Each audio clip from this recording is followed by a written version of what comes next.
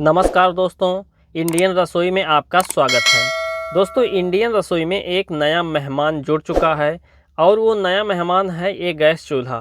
जी हाँ दोस्तों, मैंने एक नया गैस चूल्हा ले लिया है, वो भी इस तरीके वाला।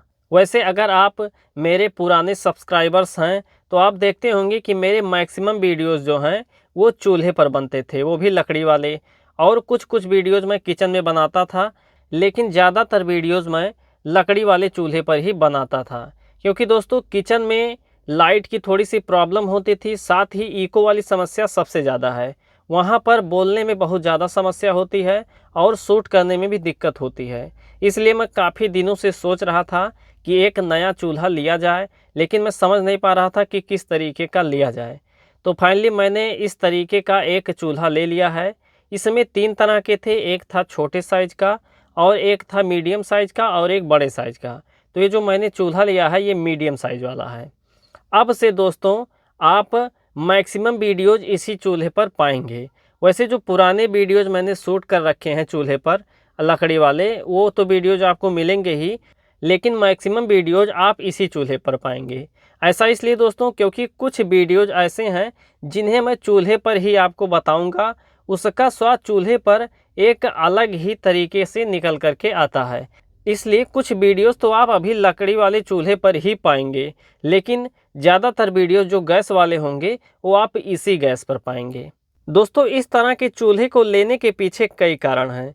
एक तो मैं इस चूल्हे को चाहे जहां पर ले जा कर के वीडियोज़ बना सकता हूं, और दूसरा यह चूल्हा काफ़ी लाइट वेट है और साथ ही छोटे से छोटा काम भी इस पे किया जा सकता है और बड़े से बड़ा काम भी इस चूल्हे पर हो सकता है। और दोस्तों, इस चूल्हे की सबसे अच्छी बात जो मुझे लगी कि यह चूल्हा स्टील के फ्रेम में है। यानी कि अगर इस पर कुछ चीज़ गिर जाता है, कोई तेल या फिर बनाते वक्त कोई चीज़ गिर जाती है, तो इसे साफ़ करना बहुत ही आसान है। बस कपड़े को भिगा करके पोंछ देना है, अच्छे से साफ़ हो जाता है। और दोस्तों, इसे ईजिली गैस के साथ आप कनेक्ट भी कर सकते हैं। जो गैस घर में सिलेंडर यूज होता है उससे आप कनेक्ट कर सकते हैं। देखिए, इसमें कुछ इस तरीके का रेगुलेटर आता है जो गैस से आसानी से जुड़ जाता है। दोस्तों, इस गैस चूल्हे को जलाना भी बहुत आसान है, लेकिन कभी आपने इस तरह के चूल्हे को नहीं जलाया है तो इसको जलाने के लिए सिंपली आपको माचिस के तीली को जलाकर इस पर रख देना है। इसके बाद ही गैस को ऑन करना है। नहीं तो आप डायरेक्टली हाथ से लगाकर गैस को ऑन करेंगे तो आप इससे जल सकते हैं, क्योंकि इसका फ्लेम बहुत हाई हो जाता है और साथ ही बहुत लो फ्लेम भी रहता है।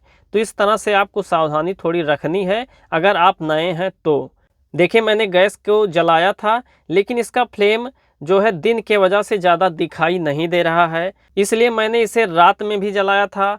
और इस तरीके से दोस्तों आपने देखा ही कि इसका फ्लेम कितना हाई हो जाता है और साथ ही इसका फ्लेम लो भी हो जाता है। इस तरीके से इस पर अगर लो फ्लेम पर कुछ बनाना है तो भी चीज़ें बन जाएंगी, और अगर हमें हाई फ्लेम की ज़रूरत पड़ती है तो इसके हाई फ्लेम को भी आप देख चुके हैं।